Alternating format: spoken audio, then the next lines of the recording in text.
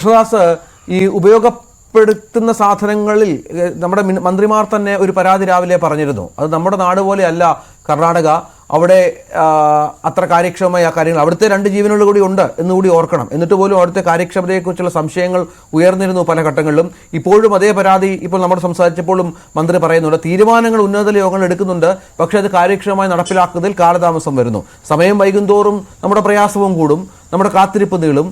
അതൊക്കെ ഒഴിവാക്കാനായി ഈ 2 മന്ത്രിമാർ അവിടെ ക്യാമ്പ് ചെയ്യുന്നുണ്ട് എന്നാണ് മനസ്സിലാകുന്നത്. പക്ഷെ അവർക്ക് പറ്റാത്ത ചില കാര്യങ്ങളും ഉണ്ടല്ലോ.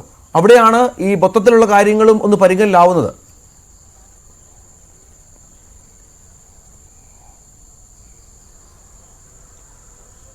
അതെ സർ, നമ്മൾ പറയുന്നത് അത് തന്നെയാണ്. ചർച്ചകൾ ഗംഭീരമായിട്ട് നടക്കുന്നുണ്ട്.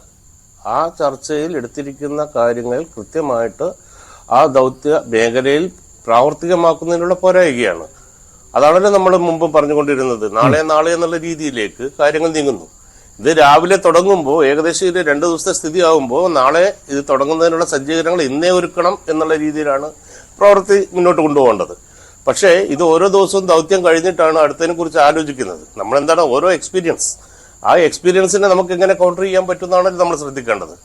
അപ്പോൾ നമുക്ക് ഈ കഴിഞ്ഞ 11 ദിവസത്തെ കാര്യങ്ങൾ കൃത്യമായിട്ട് അതിന്റെ നേതൃത്വ നിലയിലുള്ളവർക്ക് മനസ്സിലായിട്ടുണ്ട്. പുഴയുടെ സ്വഭാവം മനസ്സിലായിട്ടുണ്ട്, ആ പുഴയുടെ ഒഴുക്കിന്റെ ശക്തി മനസ്സിലായിട്ടുണ്ട്, ഈ നിൽക്കുന്ന നമ്മൾ കണ്ടെത്താൻ പോകുന്ന വസ്തുവിന്റെ ഏകദേശ രൂപം എന്താണ്, അത് എവിടെയാണ് എന്നുള്ള ധാരണയൊക്കെയുണ്ട്. പക്ഷേ അവിടെ പ്രാവർത്തികമാക്കേണ്ട സംഗതികൾ എന്ത്, ആ കാര്യത്തിൽ ഇപ്പോഴും അമാന്തം ഉണ്ട് എന്നുള്ളത് സംശയമില്ലാത്ത കാര്യമാണ്. അത് പൊതുവെയുള്ളൊരു അഭിപ്രായം കൂടിയാണ്. പൊതുവുള്ള അഭിപ്രായമല്ല, നമ്മൾ ഈ കിട്ടുന്ന വിവരങ്ങളുടെ അടിസ്ഥാനത്തിൽ നമ്മൾ മനസ്സിലാക്കുന്നതാണ്. അപ്പോൾ ഇന്നൊരു കാര്യം മനസ്സിലാക്കി കഴിഞ്ഞപ്പോൾ ഇനിയിപ്പോ പറഞ്ഞ് ജങ്കാറ് കൊണ്ടുവരണം എന്ന് പറയുന്നു. ജങ്കാറ് കൊണ്ടുവരണം എന്ന് ഇവർ എന്നും ആലോചിക്കേണ്ട വിഷയമാണ്. ആ പ്രകൃതിയുടെ അവിടുത്തെ അല്ലെ പുഴയുടെ സ്വഭാവം മനസ്സിലാക്കിയിട്ട് അത്തരം കാര്യങ്ങൾ വേണ്ടി വരുമെന്ന് ഇവർ ആദ്യം മനസ്സിലാക്കേണ്ടതാണ്. ഇതിന് 11 ദിവസം കാത്തിരിക്കേണ്ട ആവശ്യമില്ലായിരുന്നു. മനസ്സിലായില്ലേ? അപ്പൊ ഈ ഓരോ ദിവസവും സ്കാനർ കൊണ്ടുവരുന്നു. ഒരു സ്കാനറിൽ ഒരു പുഴയ്ക്കകത്തിരിക്കുന്ന ഒരു വലിയൊരു വസ്തുവിന്റെ ഇമേജ് പോലെ നമുക്ക് കൃത്യമായിട്ട് കിട്ടുന്നില്ല എന്ന് പറയുമ്പോഴൊക്കെയാണ് നമ്മൾ അതിശയപ്പെടുന്നത്. പിന്നെ എന്തിനു വേണ്ടിയാണ് നമ്മൾ കാത്തിരുന്നത് ഓരോ ദിവസവും? അതാണ് നമ്മൾ ആശങ്കപ്പെടുത്തുന്നത്. ഇപ്പൊ ഇന്നാണെങ്കിലും ശരി, ഇപ്പൊ നമ്മുടെ ഈ മിഷൻ മേധാവി പറഞ്ഞതുപോലെ ഇനി മറ്റുള്ള 2-3 ഓപ്ഷൻസ്, ഈ ഓപ്ഷൻസ് നമ്മോട് പറയല്ല വേണ്ടത്. അവിടെ ഇംപ്ലിമെന്റ് ചെയ്യേണ്ട ഓപ്ഷൻസ് എന്താണോ അത് കൃത്യസമയത്ത് ഇംപ്ലിമെന്റ് ചെയ്യാനുള്ള ഒരു ആർജവം ഈ ഉദ്യോഗസ്ഥന്മാർ അല്ലെങ്കിൽ ഇതിന് വേണ്ടപ്പെട്ട അധികാരികൾ സമയാസമയങ്ങളിൽ എടുക്കണമെന്ന് മാത്രമാണ് ഇത് സംബന്ധിച്ച് ഞങ്ങൾക്ക് പറയാനുള്ളത്. ഈ മാതാവ് അർജുന്റെ അമ്മ വലിയ വികാരനിർഭരമായാണ് അന്ന് പ്രതികരിച്ചത്.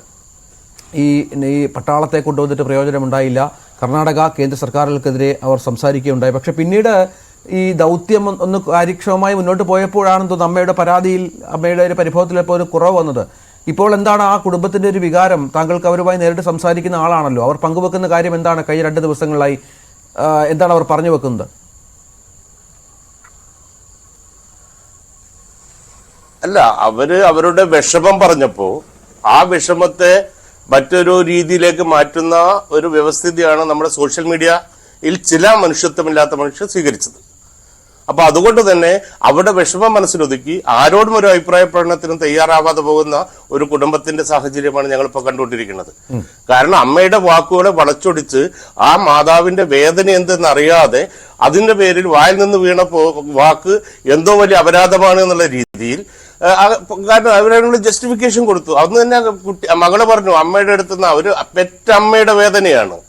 എന്റെ മകനെ ഇപ്പൊ കിട്ടുമെന്ന് കരുതിയിരിക്കുന്ന ഒരു അമ്മയ്ക്ക് ദിവസങ്ങളായിട്ട് മകനെ കിട്ടാതെയാവുമ്പോ ആ അമ്മയുടെ വായിൽ നിന്ന് എന്തെങ്കിലും വീണ് പോയിട്ടുണ്ടെങ്കിൽ അതല്ല വലുത്. അതിനെ നമ്മൾ അത്ര ഒരു ഗൗരവത്തിൽ കാണേണ്ടതില്ലായിരുന്നു എന്ന് മനസ്സിലാക്കുന്ന മനുഷ്യരല്ലേ നമ്മളൊക്കെ. അപ്പൊ അവിടെ അതിന് പ്രാമുഖ്യം കൊടുക്കാതെ അമ്മയെ കുറ്റപ്പെടുത്തുന്ന രീതിയിലേക്ക് പോയപ്പോ മകള് വന്ന് പറഞ്ഞു, അമ്മയുടെ വായിൽ നിന്ന് വന്നിട്ടുണ്ടെങ്കിൽ ഞങ്ങൾ കുടുംബം ഒന്നായിട്ട് ക്ഷമ ചോദിക്കുകയാണ്. ഞങ്ങൾക്ക് ഞങ്ങളുടെ അനിയനെയാണ് കിട്ടുന്നത്, അമ്മക്ക് എന്റെ മകനെയാണ് കിട്ടേണ്ടത് എന്ന് പറയുമ്പോൾ അതിന് പ്രാമുഖ്യം കൊടുത്തുകൊണ്ട് പോകുന്നതിന് പകരം ഇത്തരമെല്ലാ സമീപനങ്ങൾ സമൂഹത്തിൽ നിന്നുണ്ടായപ്പോഴാണ് ആ കുടുംബം സത്യം പറഞ്ഞാൽ ആരോടും പ്രതികരിക്കാതെ തങ്ങളുടെ വേദന തങ്ങളുടെ മനസ്സിലൊതുക്കിക്കൊണ്ട് നോക്കത്താ ദൂരത്തേക്ക് കണ്ണുന്നിട്ട് തന്റെ മകന്റെ വരവും കാത്തിരിക്കുകയാണ്. എല്ലാം മകനെ കുറിച്ച് എന്തെങ്കിലും ശുഭസൂചകമായ ഒരു വാർത്ത അടുത്ത ദിവസങ്ങളിൽ അല്ല അടുത്ത നിമിഷങ്ങളിൽ വരുമെന്ന് കരുതി പ്രതീക്ഷിച്ചിരിക്കുന്ന ഒരു നിശബ്ദമായ ഒരു കുടുംബത്തെയാണ് ഇന്ന് ഞങ്ങൾക്ക് അവിടെ കാണാൻ കഴിയുന്നത്. തീർച്ചയായും.